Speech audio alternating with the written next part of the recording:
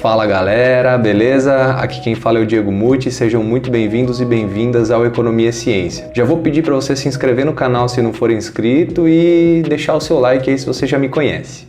Hoje eu vou seguir aquela série de vídeos a respeito das atas do Copom que eu tenho trocado ideia com vocês e vou fazer um resumo da ata da 258ª reunião. E aí já adianto que se você não sabe muito bem o que são as reuniões do Copom, a ata da reunião, essas coisas, eu aconselho vocês a verem um vídeo aqui do canal chamado O que é a taxa Selic e como o Banco Central a determina.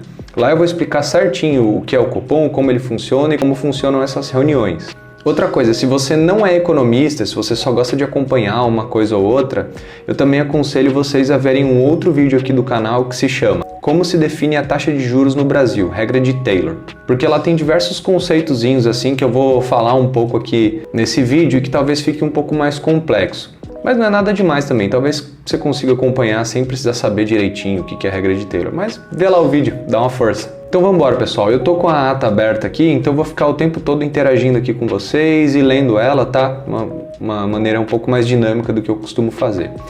A reunião do Copom foi feita no dia 31 de outubro e dia 1º de novembro de 2023. Aí a ata sempre sai uma semana depois, né? Para os caras escreverem tudo bonitinho, editar. E como eu acabei de dizer, foi a 258ª reunião que já teve, né? Não vou me atentar muito aqui a outros detalhes que eu fiz no outro vídeo, porque era mais para apresentar a ata para vocês, então se vocês têm mais curiosidade de saber assim os pormenores, vejam o vídeo da 257ª, que lá eu gasto mais tempo mostrando um monte de coisa. Aqui eu vou direto ao ponto. Outra coisa, eu vou deixar o link da ata aqui na descrição para você não precisar entrar lá e procurar. Você já pode clicar aqui direto. Inclusive, se quiser, abre aí e vai acompanhando comigo. Lembrando que isso aqui é um resumo, né? Eu peguei as coisas mais importantes aqui para explicar. Não vou ficar lendo tudo que tá lá, porque senão o vídeo aqui ia durar 1 hora. Primeira coisa importante aqui, pessoal, é que o Copom faz a própria projeção de expectativas de inflação deles, né? E às vezes ela difere um pouco da expectativa do relatório Focus, que é outra coisa que eu publico semanalmente na minha página do Instagram. Inclusive, segue lá, Economia é Ciência no Instagram. A projeção de inflação do Copom para esse ano é de 4,7% ao final do ano. É importante falar que ela está mais baixa do que a projeção deles na última reunião que eles fizeram, que estava em 5%. Então eles estão um pouco mais otimistas com relação à inflação. Então eles vão começar falando de conjuntura internacional. Eles vão dizer, a conjuntura internacional se mostra adversa. É bem parecida com a reunião passada. Eles ainda estão bastante preocupados com o cenário internacional.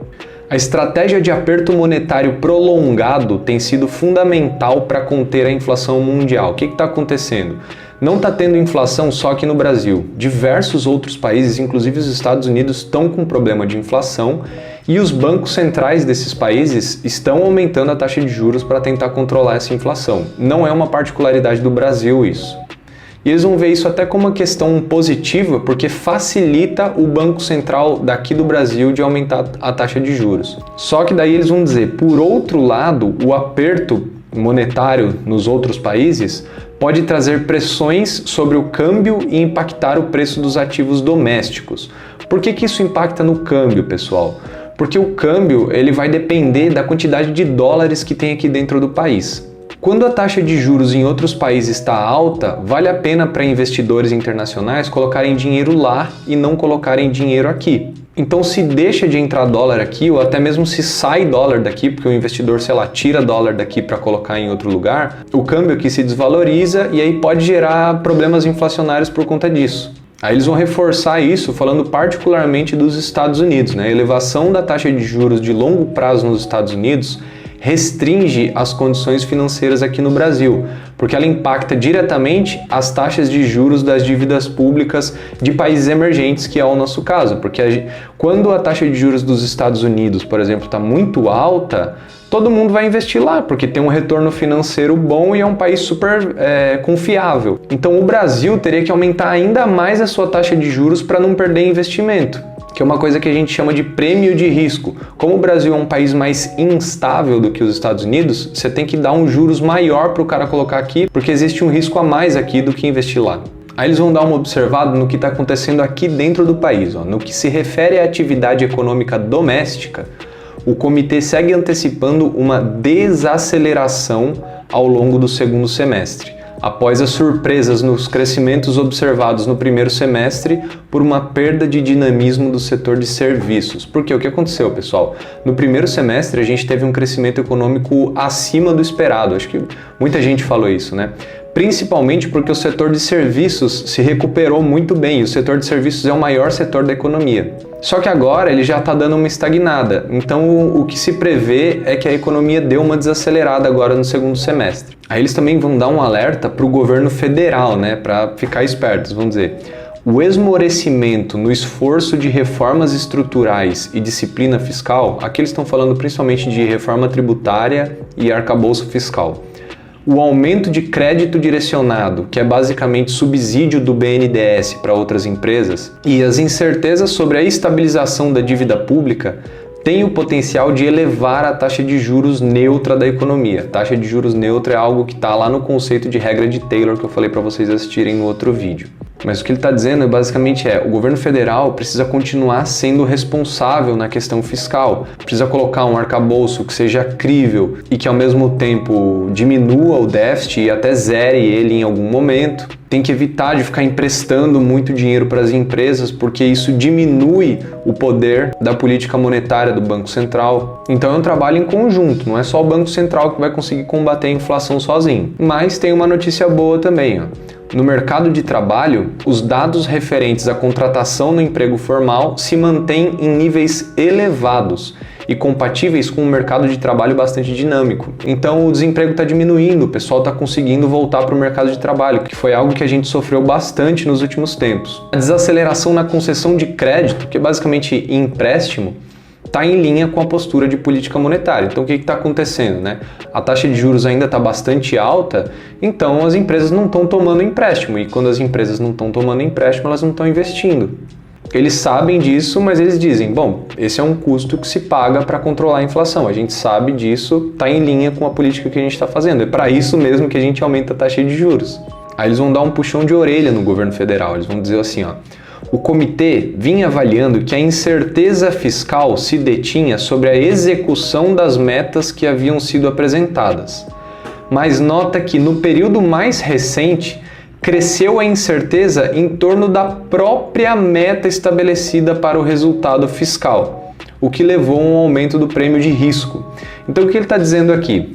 Antes, o arcabouço fiscal estava propondo uma meta, e aí preocupava um pouco o Banco Central o fato de se o governo federal ia conseguir cumprir essa meta ou não. Porém, o presidente nos últimos tempos falou que a meta tinha que ser mais flexível, que a gente não ia conseguir zerar déficit, que a meta tinha que ser de déficit ainda, que o governo tinha que gastar mais do que arrecada ainda esse ano e tal. Então, assim, não é nem que há uma dúvida sobre o governo cumprir a meta estabelecida, mas sim se a meta vai ser uma meta responsável, porque o governo está flertando com deixar uma meta mais irresponsável, digamos assim.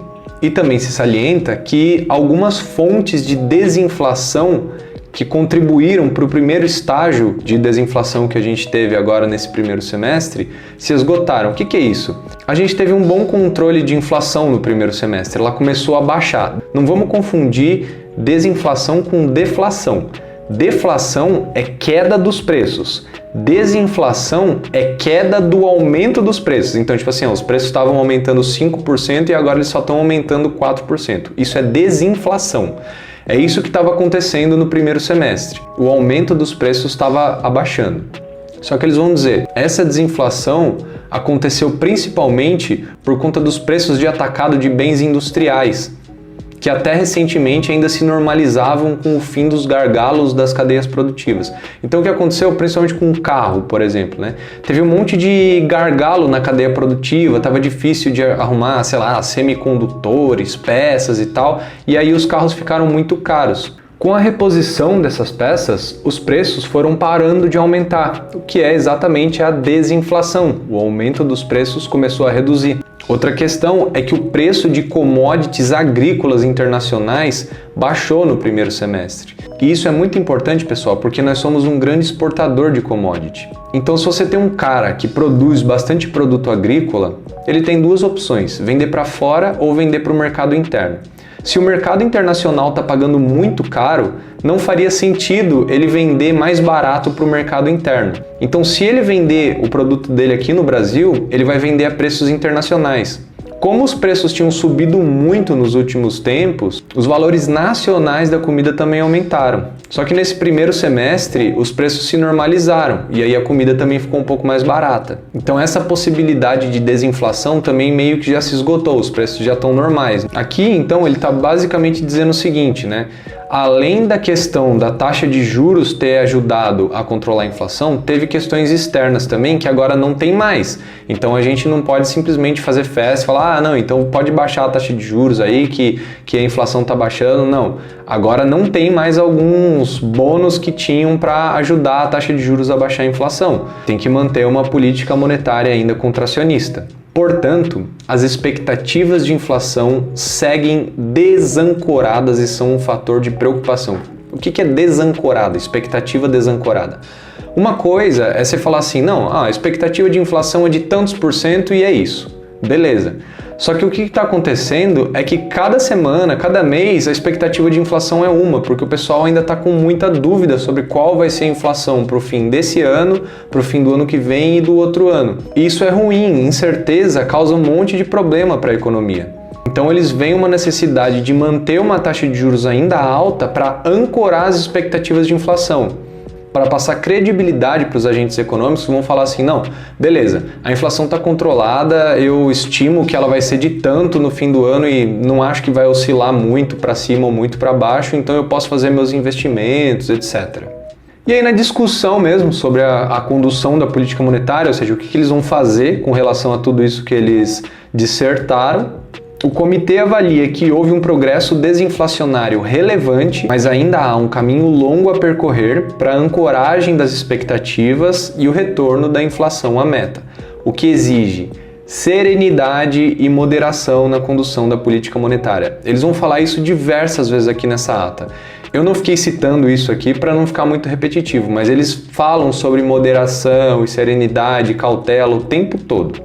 Após a análise do cenário, todos os membros do Copom concordaram que era apropriado reduzir a taxa Selic em 0,5 pontos percentuais para 12,25%, de forma a ajustar o grau de aperto monetário prospectivo. Mas aí você deve estar se perguntando, pô, os caras estão falando aí de política contracionista, que tem que ter cautela e tal, mas eles baixaram a taxa de juros? O que é isso, né? Sim, porque a taxa de juros que vale é a taxa de juros real, que é a taxa nominal, que é essa que eu li aqui para vocês de 12,25, menos a expectativa de inflação. Lembra que eu falei que a expectativa de inflação que eles tinham na última reunião era de 5% e agora a expectativa deles é de 4,7%? Então, quando a expectativa de inflação abaixa, você pode abaixar a taxa nominal de juros e manter a taxa real idêntica. Eles até abaixaram um pouco a taxa real de juros, mas foi pouco. Se você pegar 12,75%, que era a taxa anterior, menos 5%, que era a expectativa de inflação anterior, você vai ter uma taxa de juros real de 7,75%. Agora, a nominal está em 12,25%, e a expectativa de inflação está em 4,7%. Então a taxa real de juros está em 7,55%. Gente, ainda é alto pra caramba. Essa taxa real de juros é a maior do mundo, para vocês terem noção. Então sim, a política ainda é contracionista. Com relação aos próximos passos, os membros do comitê concordaram unanimemente com a expectativa de cortes de 0,5 ponto percentual nas próximas reuniões. E avaliaram que esse é o ritmo apropriado para manter a política monetária contracionista necessária para o processo desinflacionário. Então, assim, se não acontecer nada de muito inesperado, as próximas reuniões do Copom vão continuar baixando a taxa de juros de 0,5% em 0,5%. Por quê? Porque o comitê percebe a necessidade de se manter uma política monetária ainda contracionista pelo horizonte relevante para que se consolide a convergência da inflação para a meta e a ancoragem das expectativas. Então eles estão muito preocupados em ancorar as expectativas de inflação. Essa dúvida de quanto que vai ser a inflação no fim do ano, que ainda tem muita gente meio com o pé atrás ali, não sei se vai ser só de 4,7 não. Eles querem acabar com essa dúvida, eles querem que as pessoas olhem e falem assim, não, de fato a inflação não vai ser muito alta, o Banco Central está tomando as medidas necessárias, o governo está responsável, é muito pouco provável que tenha uma crise inflacionária ou alguma coisa do tipo. Mas então é isso, galera. Logicamente, como eu disse, isso aqui é só um resumo. Se você quiser um detalhamento mesmo das paradas, vai ter que ler, não tem jeito. Mais uma vez, se inscreve aí no canal se você não for inscrito. Se você gostou desse vídeo, dá um like aí, por favor. Compartilha com seus amigos. É isso, vou ficando por aqui. Valeu!